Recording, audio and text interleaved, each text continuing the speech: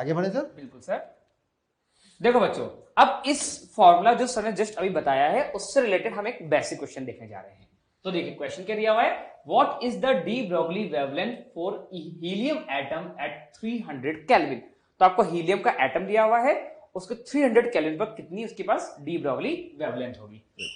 तो सबसे पहले मुझे हीलियम एटम की बात कर रहा हूं मैं। तो हीलियम एटम के लिए टेम्परेचर की फॉर्मूले डी ब्रोगली का फॉर्मूला अभी सर ने बताया H डिवाइडेड बाय √3m/K/T।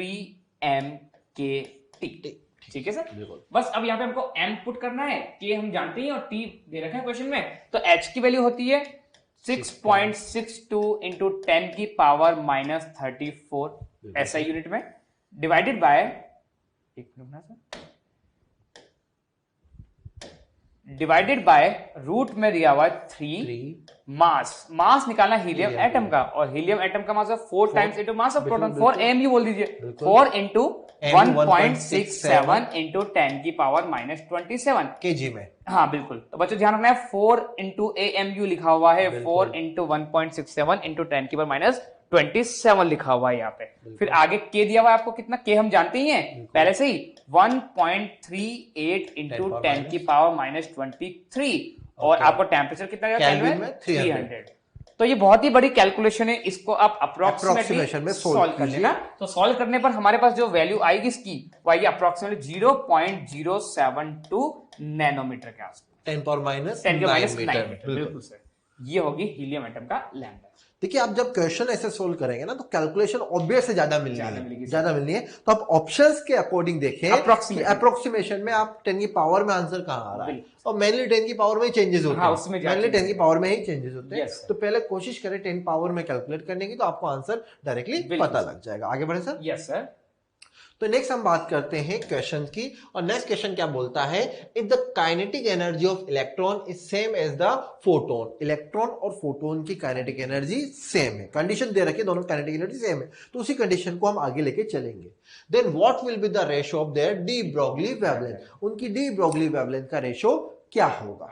अब हम क्या करें कि इस क्वेश्चन के लिए हम वेलोसिटी ऑफ इलेक्ट्रॉन मान लेते हैं, अज्यूम कर लेते हैं कि मान लेता है let velocity of electron is v, let v is the velocity of electron, ये speed of electron, speed of electron या वेलोसिटी ऑफ इलेक्ट्रॉन मान लिया हमने इस क्वेश्चन के लिए। कंडीशन क्या दे रखी थी हमें कि इलेक्ट्रॉन की काइनेटिक एनर्जी इक्वल है एनर्जी ऑफ फोटोन। बिल्कुल सर, ठीक है। Yes sir. इलेक्ट्रॉन की काइनेटिक एनर्जी इक्वल है फोटोन के, तो काइनेटिक एनर्जी कैसे लिख सकते हैं हम, हाफ एम वी स्क्वायर लिख दीजिए सर। हमने लिख दिया half M V square equals to energy of photon hc by lambda, lambda photon को कुछ ऐसा लिख सकते हैं। बिल्कुल सर। ठीक है, हमने पढ़ा है फोटोइलेक्ट्रिक इफेक्ट। Yes sir. अब मुझे क्या करना है कि दोनों की काइनेटिक एनर्जी इक्वल है। अब मास जो है यहाँ पे इलेक्ट्रॉन के मास को क्यों ना मैं वेवलेंथ की फॉर्म में लिखने की कोशिश करूं। बिल्कुल सर, क्वेश्चन में पूछा है लैम्डा का रेशियो है, लैम्डा का रेशियो पूछा है, तो मैं क्यों ना इलेक्ट्रॉन की डी ब्रोगली वेवलेंथ निकालूं, पर मैं किस फॉर्म में निकालूं, वो भी वेलोसिटी की फॉर्म में। तो हम जानते हैं ना इलेक्ट्रॉन की de Broglie wavelength lambda E कितना होता है, h by mv। Yes sir. तो यहां से क्यों ना v निकाल दिया जाए, तो v कितना हो जाएगा, h बाय m लैम्डा ई। इस वैल्यू को निकाल के यहां पुट कर दे। तो जब यहां पुट कर रहा हूं तो मेरे पास ये वैल्यू कितनी हो जाएगी, हाफ m की वैल्यू कितनी हो जाएगी, h bye v lambda E, v into lambda ई, h बाय m इधर रहेगा तो v इधर चल जाएगा। ओके, यहां से तो v की वैल्यू निकालनी है ना, m की वैल्यू निकालनी है, तो क्या लिखूंगा, v into lambda E, v into lambda E. Yes sir. ये तो मैंने m की वैल्यू निकाल दी, into v square equals to hc by lambda photon. ये होगा बिल्कुल sir, h cancel out, v cancel out. Okay, अब कुछ कैंसिल होने को आई थिंक नहीं बच रहा है। तो आपसे क्या पूछा था, ratio of D Broglie wavelength, किसका रेशियो, इलेक्ट्रॉन फोटोन के साथ। बिल्कुल ध्यान रखना, इलेक्ट्रॉन का फोटोन के साथ, प्रोटॉन नहीं है, तो मैंने तभी तो फोटोन यूज किया यहाँ पे। तो पहले किसको ले, इलेक्ट्रॉन को, मतलब लैम्डा ई बाय लैम्डा फोटोन पूछा गया है, तो इसको इधर ले जाते हैं, तो ये कितना हो जाएगा, v बाय 2c। ओके, अच्छा सर, v क्या है, स्पीड ऑफ इलेक्ट्रॉन, c क्या है, speed of light. Yes sir. तो ऑब्वियस है ना कि ये वैल्यू रेशियो क्या लेस देन 1 होगा सर, 1 हो जाएगा, क्योंकि v तो बहुत कम है एज कंपेयर टू c, तो रेशियो लेस देन 1 हो जाएगा। बिल्कुल सही बोला। ठीक है सर। yes. तो आगे बढ़े स्टूडेंट्स, आई थिंक ये क्वेश्चन आपको क्लियर हुआ होगा। नेक्स्ट क्वेश्चन पे बढ़ते हैं। नेक्स्ट बात करते हैं। देखिए हमने अभी जो यहां पर डी ब्रोगली का हाइपोथेसिस देखा है। डी ब्रोगली का हाइपोथेसिस क्या बोलते हैं? डी ब्रोगली ने बोला कि जब भी कोई पार्टिकल मोशन में होगा तो उसके साथ एक वेव एसोसिएट होगी, ये उसकी काल्पनिक बात। बिल्कुल, दिस इज हाइपोथेसिस। हाइपोथेसिस मतलब कल्पना, अवधारणा। कोई मैथमेटिकल या एक्सपेरिमेंटल यहाँ पर सपोर्ट नहीं है, प्रूफ नहीं है इनके पास। इन्होंने तो बस ऐसा बोल दिया। अब बोल दिया तो क्या हम मान लें? अरे हम मान लेंगे, दूसरे साइंटिस्ट मान लेंगे क्या? कैसे? तो कोई मैथमेटिकल या एक्सपेरिमेंटल प्रूफ होना चाहिए भाई, कोई नहीं मानता ऐसा, है ना? तो कैसे प्रूव किया जाए कि there is wave nature of matter? किसी मास पार्टिकल के लिए वेव नेचर होता है। तो इसके लिए, इसको प्रूव करने के लिए एक एक्सपेरिमेंट किया गया था। वह एक्सपेरिमेंट था Davisson and Germer experiment. Davisson और जर्मर एक्सपेरिमेंट क्या था? उन्होंने इलेक्ट्रॉन की इंटरफेरेंस करवाया, स्कैटर करा के इंटरफेरेंस कराया, जो कि वेव को रिप्रेजेंट करता है। इंटरफेरेंस और डिफ्रैक्शन फिनोमेना वेव को रिप्रेजेंट करता है। किसका डिफ्रैक्शन का? इलेक्ट्रॉन का। मतलब मास पार्टिकल्स का इंटरफेरेंस करवा दिया। It means wave nature show करवाने की कोशिश की। कैसे वो किया गया, हम उसको आगे देखने वाले हैं। बिल्कुल सर। अब सेटअप देखते हैं बच्चों। तो देखना बच्चों, तो पहले तो हम बात करें यहाँ पर एक्सपेरिमेंट की। डेविस जर्मर ने जो किया था, और इसको सपोर्ट भी किया था थॉमसन ने, जेपी थॉमसन के कंसेप्ट। पहले तो सर इन दोनों ने किया था, और इंडिपेंडेंटली इन्होंने 1927 में किया था, इन्होंने 1928 में किया था, और दोनों ने एक ही बात प्रूफ करी थी, इलेक्ट्रॉन का वेव नेचर। और फिर इनको नोबेल प्राइज भी मिल गया था, इन दोनों ने शेयर किया था। तो हम इस एक्सपेरिमेंट को यहाँ पर देखने वाले हैं, डेविसन जर्मर एक्सपेरिमेंट। बिल्कुल सर। तो समझना बच्चों, अब ये एक्सपेरिमेंटल पूरा सेटअप डेविसन जर्मर का सेटअप है। इस सेटअप में क्या क्या चीजें, पहले हम इसका बेसिक समझते हैं, फिर इसका वर्किंग पढ़ते हैं। तो देखना, सबसे पहले यहाँ पे ये जो दिखा हुआ है आपको, ये पूरा प्रोसेस जो दिया हुआ है, ये इससे कहा जाता है इलेक्ट्रॉन गन। जो सर ने बताया था थर्मो आयनिक एमिशन का एग्जांपल सर ने बताया था, फोटो इलेक्ट्रिक में इलेक्ट्रॉन गन होता है। तो इलेक्ट्रॉन गन की क्या फंक्शनिंग है? इलेक्ट्रॉन गन के अंदर एक फिलामेंट लगा हुआ है, जो कि टंगस्टन का होता है फिलामेंट, बच्चों को दिख रहा होगा, जिसका रेजिस्टेंस ज्यादा होता है, और रेजिस्टेंस ज्यादा होता है, हीटिंग बहुत जल्दी होगा। ठीक है। और इस फिलामेंट के ऊपर बेरियम ऑक्साइड के अपन कोटिंग करके रखते हैं, और बेरियम ऑक्साइड क्या करता है? एक्सेस इलेक्ट्रॉन को निकालने का काम करता है। तो देखो बच्चों, इसका रेजिस्टेंस ज्यादा है, ये जल्दी गर्म होगा। मैंने इस फिलामेंट को कनेक्ट कर रखा है बैटरी से, एक लो पोटेंशियल की बैटरी से कनेक्ट कर रखा है, और इस बैटरी का इतना सा काम है, इस टंगस्टन फिलामेंट से एक्स्ट्रा इलेक्ट्रॉन्स को बाहर निकालना। और इस पूरे प्रोसेस को क्या बोलते हैं? इलेक्ट्रॉन गन के अंदर ये सब कुछ, मतलब दिस इज इलेक्ट्रॉन गन, ये वाला पॉइंट। बिल्कुल सर। अब यहां से जो इलेक्ट्रॉन्स निकल रहे हैं इलेक्ट्रॉन गन से, और निकलने वाले इलेक्ट्रॉन्स की जो स्पीड है, इनकी एनर्जी बहुत कम होगी। बिल्कुल। तो मुझे यदि उनकी स्पीड बढ़ानी है, उनकी एनर्जी बढ़ानी है, एक्सेलरेशन करवाना पड़ेगा, मतलब सपोर्ट देना पड़ेगा किसी बैटरी से। बिल्कुल सर, बिल्कुल। और वो बैटरी कनेक्ट कर रखी, ये हाई पोटेंशियल की बैटरी, और इस बैटरी का पॉजिटिव इस तरफ है, पॉजिटिव देख लीजिए इस तरफ आ जाएगा। ठीक है सर। इलेक्ट्रॉन इधर आएगा, और इलेक्ट्रॉन पॉजिटिव की तरफ आना चाहता है, तो जब इलेक्ट्रॉन गन से निकलेंगे और इस पॉजिटिव बैटरी से उनको एक्सेलरेटिंग पोटेंशियल मिलेगा, तो उनकी स्पीड या उनकी काइनेटिक एनर्जी बहुत बढ़ जाएगी। तो इसका काम है एनर्जी बढ़ाना या पोटेंशियल बढ़ाना। इसके आगे लगा होता है यहाँ पे एक सिलेंड्रिकल शेप में, जिसमें छोटे छोटे फाइन होल्स हो रहे हैं, ये हमने इसके आगे कनेक्ट कर रखा है। क्रॉस सेक्शनल पार्ट इसका सिलेंड्रिकल होता है, और जब ये इलेक्ट्रॉन जो निकल रहे हैं एक्सेलरेटेड पोटेंशियल वाले, जब वो इस सिलेंड्रिकल पार्ट से निकलते हैं, तो निकलने का वो इससे बीम बनेगी, स्ट्रेट लाइन में जाएगी, मतलब इधर उधर नहीं जाने, इधर उधर नहीं फैलेंगे, वो कॉलिमेटेड बीम बन जाएंगे। कॉलिमेटेड बीम बनाने के लिए उन्होंने ये दिया था, ओके सर। और जब इलेक्ट्रॉन ये बीम बन गई, अब ये इलेक्ट्रॉन बीम जब आगे जा रही है, तो ये है टारगेट, और यहाँ पे हम जो टारगेट लेते हैं जनरली वो लेते हैं सर निकल का। तो यहाँ पे निकल का टारगेट लिया हुआ है। निकल के टारगेट से ये इलेक्ट्रॉन बीम आके इंटरेक्ट करेगी, कोलाइड करेगी या हिट करेगी, और हिट करने का यदि इलेक्ट्रॉन का वेव कलेक्टर होगा, तो वो अलग अलग एंगल पे डिफ्रेक्ट होके हमको दिख जाएगी। और उसको देखने का क्या तरीका है सर? हमने यहाँ पे क्या लगा रखा है? Movable collector. ये डिटेक्टर है, जिसके नीचे गैल्वेनोमीटर लगा रखा है। इसको हम यहाँ सेमी सर्कुलर आर्क में हम इसको मूव कर सकते हैं, और अलग अलग एंगल पर डिफ्रेक्शन होगा तो हमको दिख जाएगा।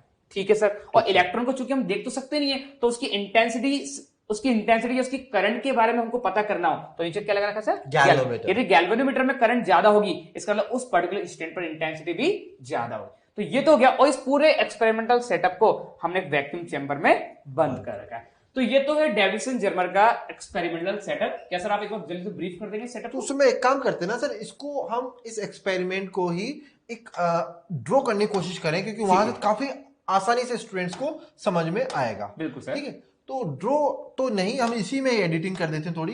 तो हम क्या कर रहे हैं कि हमने यहाँ पर एक इलेक्ट्रॉन गन ली। पहला process electron gun. Electron gun क्या करती है, थर्मो आयनिक इमिशन के प्रिंसिपल पर काम करती है और इलेक्ट्रॉन्स इमिट कराने का काम कर रही है, राइट। अच्छा, मैं इस पोटेंशियल को बोल देता हूं फिलामेंट पोटेंशियल। हाँ, कौन सा पोटेंशियल? फिलामेंट पोटेंशियल, क्योंकि ये फिलामेंट के साथ कनेक्टेड है। अगर मैं इस फिलामेंट पोटेंशियल को चेंज करता हूं तो इसमें करंट जो फ्लो हो रहा है उसमें वेरी करेगा। तो ये जो हीटिंग हो रही है इस फिलामेंट पे, वो भी वेरिएशन होगा। मतलब हीटिंग चेंज हो रही है तो इलेक्ट्रॉन्स की इंटेंसिटी भी चेंज होगी। तो जितने फिलामेंट पोटेंशियल चेंज करोगे, इलेक्ट्रॉन्स की इंटेंसिटी चेंज होती जाएगी।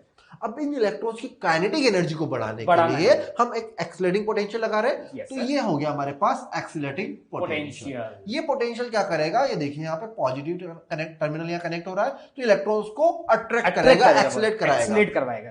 तो इलेक्ट्रॉन्स की काइनेटिक एनर्जी को बढ़ा रहा है।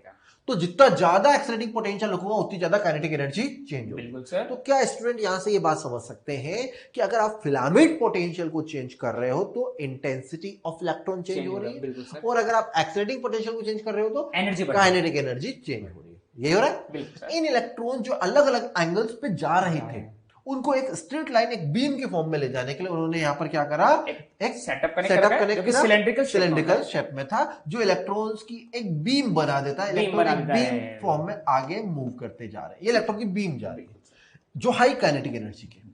इस इलेक्ट्रॉन बीम को इन्होंने एक क्रिस्टल के ऊपर गिराया जो था निकल क्रिस्टल। निकल क्रिस्टल इनके लिए वेल नोन क्रिस्टल था, क्योंकि डेविसन जर्मर को पता था कि निकल क्रिस्टल के दो एटॉमिक लेयर्स के बीच की डिस्टेंस क्या होती है। स्मॉल डी उनको नॉन था, तो इसलिए उन्होंने निकल क्रिस्टल लिया। जैसे ही इलेक्ट्रॉन बीम यहां गई तो ये इलेक्ट्रॉन बीम टकरा के अलग अलग एंगल्स पे स्कैटर्ड होना स्टार्ट हो जाती है। तो इन्होंने प्लान किया कि क्यों ना इन इलेक्ट्रॉन्स को वापस कलेक्ट किया जाए, वापस रिसीव किया जाए। तो इन्होंने इस क्रिस्टल ये सेटअप के चारों तरफ सर्कुलर स्केल लगाया, और इस सर्कुलर स्केल पर इन्होंने एक इलेक्ट्रॉन चेंबर लगाया जिसको हम गैस चेंबर भी बोलते हैं, आयनेशन चेंबर भी बोलते हैं, जो एक सर्कुलर स्केल के ऊपर माउंटेड था। आप इसको अलग अलग एंगल्स पे घुमा सकते हो। जैसे मान लीजिए 0 डिग्री है, 0 डिग्री जैसे हम यहाँ पे देखें कि अगर ये 0 डिग्री है, ये हो गया 10, ये 20, ये 50, ये 60, ये ऐसे 90 डिग्री, ऐसे आप इसको अलग अलग 360 डिग्री पे मूव करा सकते हैं। यस सर, ठीक है। तो ये सेटअप इनके पास हो गया। इन्होंने इस इलेक्ट्रॉन डिटेक्टर को एक गैल्वेनोमीटर से कनेक्ट करवा दिया। गैल्वेनोमीटर से कनेक्ट करवाया, इट मींस ये गैल्वेनोमीटर क्या करेगा, डिफ्लेक्शन शो करेगा, और जैसा डिफ्लेक्शन मिलेगा हमें पता लग जाएगा कि इलेक्ट्रॉन आ रहे हैं। जितना ज्यादा डिफ्लेक्शन उतने ज्यादा इलेक्ट्रॉन आ रहे होंगे, मतलब स्कैटरिंग ज्यादा हो रही है। यही देखना चाह रहे हैं। तो इस पूरे सेटअप में डेविसन जर्मर ने क्या किया कि उन्होंने इस इलेक्ट्रॉन डिटेक्टर को अलग अलग एंगल्स पे मूव कराने की कोशिश करी, पर कब, जब एक्सीलरेटिंग पोटेंशियल को एक पर्टिकुलर वैल्यू पे सेट करवा दिया, और फिर देख रहे थे कि कितने एंगल पे करंट कितना आ रहा है, जितना ज्यादा करंट उतनी ज्यादा इंटेंसिटी। यही है। तो ये तो हमारे पास ये पूरा सेटअप हो गया। आई थिंक दूसरी बार में तो पूरा क्लियर हो गया। बहुत अच्छे समझाया सर ने बच्चों, अब आपको समझ में आ गया। आगे बढ़ते हैं, इस एक्सपेरिमेंट को हम आगे डिटेल में देखते हैं, पॉइंट देखते हैं। इसके लिए सबसे पहले इलेक्ट्रॉन गन को देखते हैं। देखिए बच्चों, it is a filament coated with barium oxide which emits electrons via thermoionic emission। ठीक है बेटा, ये एक फिलामेंट है, इसको बेरियम ऑक्साइड की कोटिंग करके जो इलेक्ट्रॉन्स को यहां से निकालने में हमारी हेल्प करती है इलेक्ट्रॉन में। ओके, नेक्स्ट पॉइंट हम देखते हैं। This is electron beam. क्या है इलेक्ट्रॉन बीम? ये इलेक्ट्रॉन बीम एक्सीलरेटेड इलेक्ट्रॉन्स हैं जो एक सिलेंड्रिकल एनोड से पास हो रहे हैं, एक बीम की फॉर्म में, अलग अलग एंगल पे नहीं जाके एक स्ट्रेट लाइन में जा रहे हैं। और वो कैसे पॉसिबल हो रहा था? इस सिलेंड्रिकल सिस्टम की वजह से। ठीक है सर, नेक्स्ट पॉइंट हम आगे बढ़ते हैं। ये सब हम पहले देख चुके हैं ना, अभी बताया, 2 बार कर रहे थे, रिवाइज करवा रहे हैं। टारगेट हमने लिया हुआ है nickel crystal. It act as a diffraction grating for incoming electron. Nickel crystal पे बीम गिरेगी, बीम गिरेगी, स्कैटर्ड हो जाएगी अलग अलग एंगल पर, और उसको हम कलेक्ट करेंगे किससे? कलेक्टर की हेल्प से हम देख सकते हैं। अच्छा, ये डिफ्रैक्शन ग्रेटिंग का मतलब क्या है वो स्टूडेंट्स आपको देखना चाहिए। देखिए, ग्रेटिंग का मतलब होता है डिवाइस। ग्रेटिंग का मतलब डिवाइस, ऑप्टिकल डिवाइस। जैसे प्रिज्म क्या करता है? प्रिज्म जो व्हाइट लाइट आ रही है उसको अलग अलग कलर्स में स्प्लिट करवा देता है। ये करा था yes, sir, yes, ऐसे लेंस रिफ्रैक्शन करा था, रिफ्रैक्शन ग्रेटिंग। तो ये क्या कर रहा है यहाँ पर, डिफ्रैक्शन करा रहा है, दिस इज डिफ्रैक्शन ग्रेटिंग। तो निकल क्रिस्टल डिफ्रैक्शन ग्रेटिंग की तरह बिहेव कर रहा है, एक ऐसा डिवाइस की तरह बिहेव कर रहा है जो इलेक्ट्रॉन्स को डिफ्रैक्ट करने का काम करवा रहा है, इसलिए इसको बोल दिया डिफ्रैक्शन ग्रेटिंग। ओके, आगे बढ़ते हैं नेक्स्ट पॉइंट। लास्ट पॉइंट है डिटेक्टर। ये डिटेक्टर से बताया था, uh detector is used to capture the scattered electrons from the nickel crystal. Nickel crystal से जितने भी इलेक्ट्रॉन स्कैटर्ड होंगे उसको कलेक्ट करने का काम करता है। It can be moved on a semi circular arc. इसको अलग अलग एंगल पर आर्क में ले जाकर मूव करवा के हम इलेक्ट्रॉन के स्कैटरिंग इफेक्ट को देख सकते हैं। ये सारे पॉइंट हमने रिव्यू कर लिए अगेन। अब नेक्स्ट देखते हैं। ओके, नेक्स्ट हम आगे बढ़ेंगे इनके बाद, और नेक्स्ट हम इस एक्सपेरिमेंट में आते हैं। बिल्कुल सर। तो पहले तो इस एक्सपेरिमेंट में हमने क्या किया उसको देखें। हम इस एक्सपेरिमेंट में ये करने वाले हैं कि जो ये पोटेंशियल, एक्सेलरेटिंग पोटेंशियल, इस एक्सेलरेटिंग पोटेंशियल की वैल्यू को हम धीरे धीरे चेंज करेंगे। मान लीजिए पहले मैं इसको कहां पे लाया, 40 वोल्ट से जनरली 68 वोल्ट के बीच में लेते हैं, 40 वोल्ट लाया, फिर इसको चेंज करते गए और चेंज करते करते 60 वोल्ट तक हम इसको बढ़ाते गए। फिर देखेंगे कि रिजल्ट में क्या आ रहा है। और इस प्रोसेस में हर एक वोल्टेज के लिए, 40 के लिए ले लो, 45 के लिए ले लो, अलग वोल्टेज के लिए हम इस इलेक्ट्रॉन डिटेक्टर को अलग अलग एंगल पे मूव कराएंगे और देखेंगे कि गैल्वेनोमीटर में करंट या नंबर ऑफ इलेक्ट्रॉन्स कितने रिसीव कर रहे होंगे। ओके, आगे बढ़ते हैं। निकल क्रिस्टल डिफ्रैक्शन ग्रेटिंग की तरह बिहेव करता है, जैसे हमने बात की थी। उसी पॉइंट्स को हम एक बार यहाँ पे देखते हैं। क्या कहा गया है कि crystal has a regular arrangement of atom. Nickel crystal में जो एटम्स उनका रेगुलर अरेंजमेंट रहता है, right. Next, electron can get diffracted from this grating and show the interference pattern. कि निकल क्रिस्टल से इलेक्ट्रॉन आके स्कैटर्ड हो रहे हैं जो कि बाद में इंटरफेरेंस पैटर्न शो कर रहे हैं। और इंटरफेरेंस किसकी प्रॉपर्टी होती है, वेव की प्रॉपर्टी होती है। मतलब interference pattern is the proof of electron is behaving like a wave. बिल्कुल सर, कि इलेक्ट्रॉन का वेव नेचर शो हो रहा है, इंटरफेरेंस हो रहा होगा। बिल्कुल सर। तो क्रिस्टल से टकराने के बाद उनके इंटरफेरेंस की बात की जा रही है यहाँ पे। नेक्स्ट, अगर हम बात करें, हमारे पास ये निकल क्रिस्टल के एटम्स है जिनके बीच की डिस्टेंस दे रखी है, और ये बोल देते हैं हम, ये स्मॉल डी है। कितनी है, स्मॉल डी। दो एटम्स के बीच की डिस्टेंस स्मॉल डी, ये अभी ये डिस्टेंस हमारे पास स्मॉल डी है, ठीक है। यहां पर हमारे पास इलेक्ट्रॉन बीम आ रही है। इलेक्ट्रॉन बीम यहाँ पे आके टकराती है, और इलेक्ट्रॉन बीम आके टकरा रही है और टकरा के इधर जा रही है। ये एंगल हो गया, ये इंसिडेंट बीम। Yes sir. ये हमारे पास इंसिडेंट बीम होगी, this is incident. Yes sir. ये इंसिडेंट बीम, और ये टकरा के जा रही है कौन सी, diffracted beam.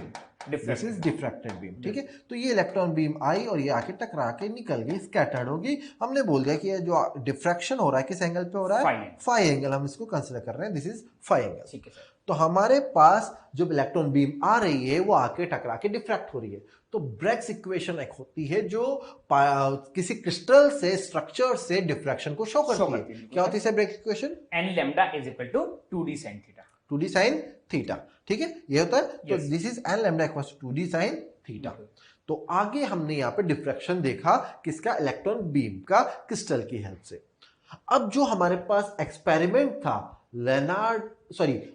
Davis Germer experiment था, उसमें हमने कहा था कि हम एक्सेलरेटिंग पोटेंशियल को धीरे धीरे चेंजेस कर रहे हैं, धीरे धीरे चेंजेस कर रहे हैं। तो अगर हम उस एक्सपेरिमेंट की तरफ जाएं, उस एक्सपेरिमेंट की तरह अगर हम जाएं, ये हमारे पास एक्सपेरिमेंट था, तो हम क्या कर रहे थे, इस एक्सेलरेटिंग पोटेंशियल को पहले सेट कर रहे हैं 48 वोल्ट पे ले लेते हैं, ठीक है सर, फॉर एग्जांपल सर, ऐसा करते हैं। और हम क्या कर रहे हैं, अब एक ग्राफ बनाने की कोशिश कर रहे हैं, और ग्राफ किसके बीच में बना रहे हैं हम, वो देखते हैं। हम यहाँ पे तो लेते हैं एंगल ऑफ डिफ्रैक्शन फाई, ठीक है ओके, और यहाँ पे ले लेते हैं इंटेंसिटी ऑफ इलेक्ट्रॉन्स या कंसंट्रेशन ऑफ इलेक्ट्रॉन्स या करंट, कुछ भी आप ले सकते हैं। करंट, कि जितने ज्यादा इलेक्ट्रॉन्स होंगे गैल्वेनोमीटर का डिफ्लेक्शन या करंट उतने ज्यादा होंगे। तो ये हम ग्राफ यहाँ पे बनाते हैं। जब ये ग्राफ बनाया गया, और अब इस गैल्वेनोमीटर को या इस कलेक्टर को हम 0 डिग्री से अलग अलग घुमाते जा रहे हैं। हम यहाँ पर एंगल भी शो कर देते हैं, ये 0, ये 10, ये 50, और ऐसे हम एंगल आगे 360 तक बढ़ाते जा रहे हैं। जब ये चल रहा था तो पाया गया कि किसी भी एंगल पे आप चले जाओ, आपको almost same intensity of light मिल रही है। बिल्कुल sir, same intensity of electrons मिल रही है। मतलब करंट में ज्यादा वेरिएशन नहीं है। कब, जब 48 वोल्ट पर, 48 वोल्ट पर हम आ रहे हैं तो ज्यादा वेरिएशन नहीं मिल रहा। फिर क्या करते हैं कि इसी एक्सपेरिमेंट को वापस बढ़ाते हैं। अब क्या करते हैं 48 से 49, 50, 53 ऐसे चलते जा रहे हैं, ऑलमोस्ट सब जगह सेम है। पर हम क्या करें कि जैसे ही अगर हम एक्सीलरेटिंग पोटेंशियल को लेके आए और कितने पे आए 54 वोल्ट पर लेके आते हैं, और जैसे हम इसको 54 वोल्ट पर लेके आए तो इस ग्राफ में हम देखेंगे कि यहाँ पर 54 वोल्ट हमारे पास है, ठीक है। 54 वोल्ट पर हम आ रहे हैं। ये कितना वोल्टेज पे आए? 54 वोल्ट पे, ठीक है सर। 54 वोल्ट पर आए, तो 54 वोल्ट पर आए तो इसी गैल्वेनोमीटर को हम इसको मूव कराते आ रहे हैं, तो हमने देखा ऑलमोस्ट सेम इंटेंसिटी सब जगह। पर जैसे 50 डिग्री पर आए, जैसे 50 डिग्री पर आए सडनली यहाँ पर इंटेंसिटी मैक्सिमम और 50 डिग्री जैसे 51 में पहुंचे वापस डिक्रीज होने लगी सर, और उसके बाद वो वापस लगभग कांस्टेंट। ये क्या हुआ? ये बात डेविसन जर्मर नहीं समझ पाए। ये बात डेविसन जर्मर नहीं समझ पाए कि 54 वोल्ट और 50 डिग्री पर ऐसा क्या हुआ।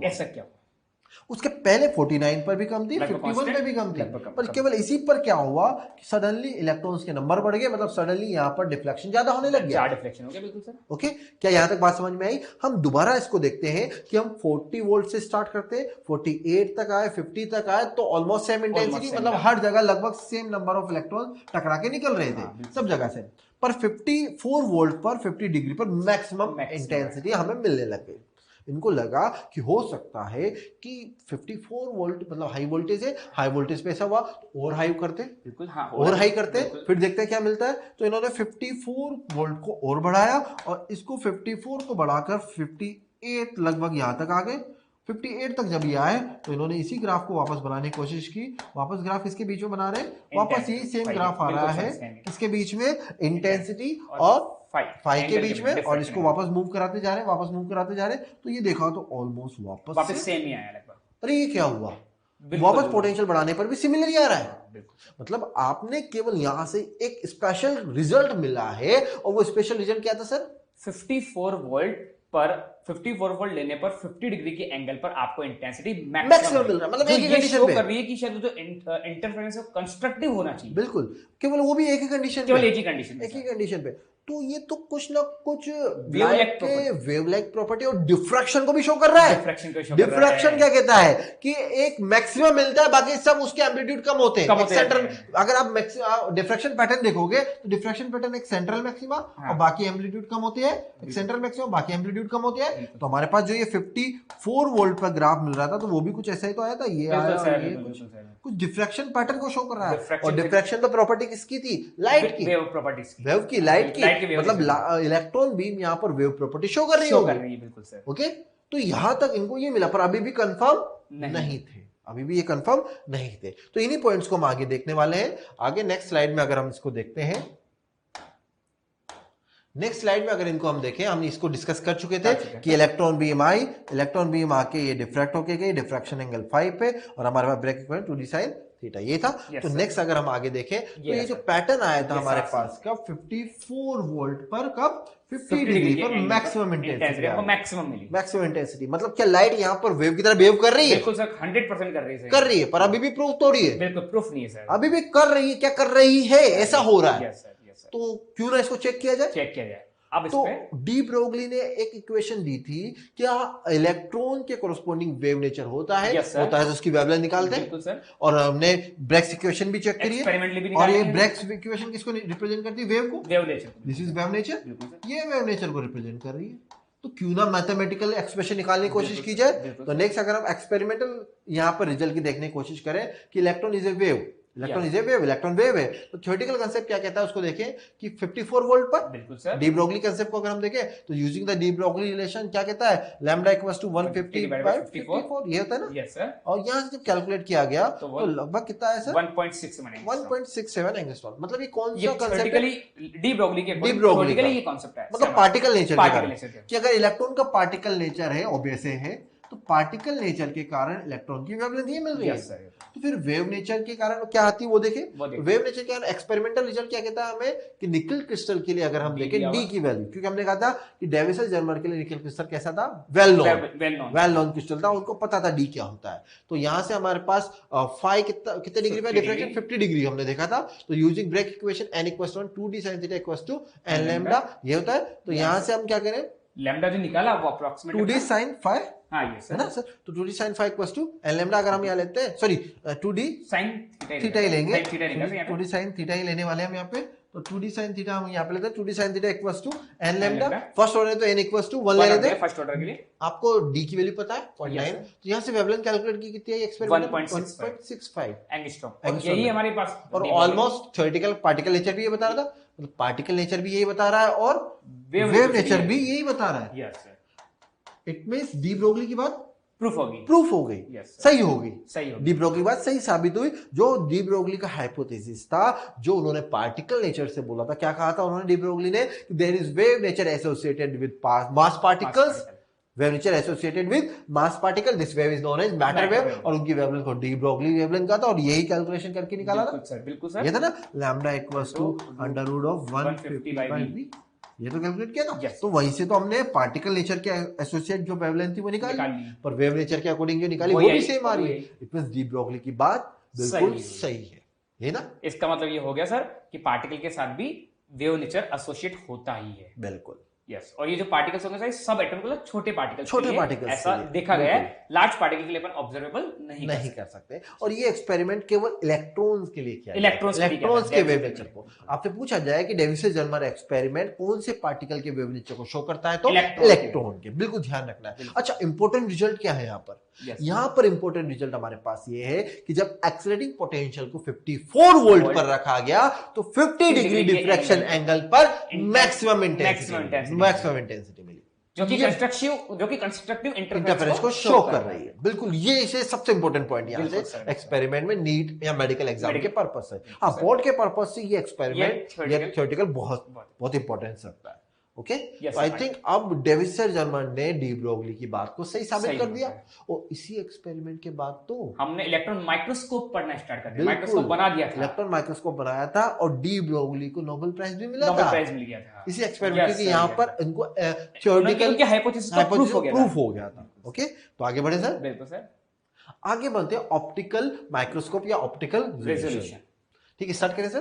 तो देखो सर, बट अभी सर ने बताया जस्ट कि डेविसन और जर्मन एक्सपेरिमेंट से ये प्रूफ हो चुका है कि इलेक्ट्रॉन्स के पास वेव नेचर होता है, और इलेक्ट्रॉन्स के पास वेव नेचर होता है, तो इस इलेक्ट्रॉन की इस वेव नेचर की एप्लीकेशन को हमने यूज करना स्टार्ट किया इलेक्ट्रॉन माइक्रोस्कोप में। और आपको यदि याद हो, इलेक्ट्रॉन माइक्रोस्कोप का जो रेजोल्यूशन पावर होता है वो ऑप्टिकल माइक्रोस्कोप से अच्छा होता है। और ऐसा आपने ऑप्टिकल इंस्ट्रूमेंट में पढ़ा भी होगा कि किसी भी इंस्ट्रूमेंट की जो रिजॉल्विंग पावर होती है वो उसके लैम्डा के इनवर्स प्रोपोर्शनल होती है। लैम्डा जितना ज्यादा होगा उसकी रिजॉल्विंग पावर उतनी ही कम होगी। तो मान लीजिए यदि मैं विजिबल रेंज की बात करूं तो विजिबल रेंज का जो लैम्डा होता है वो लगभग 4000 एंगस्ट्रॉम से लेके 7500 एंगस्ट्रॉम के आसपास होता है। तो यदि लैम्डा इतना ज्यादा हुआ तो इसका मतलब उसकी रिजॉल्विंग पावर क्या होगी? कम होगी। इसका मतलब ऑप्टिकल माइक्रोस्कोप से मैं एटॉमिक लेवल पे नहीं देख सकता। लेकिन यही बात मैं इलेक्ट्रॉन के लिए करूं तो इलेक्ट्रॉन के लिए हमारे पास लैम्डा का फॉर्मूला है, lambda is equal to 12.27 divided by root we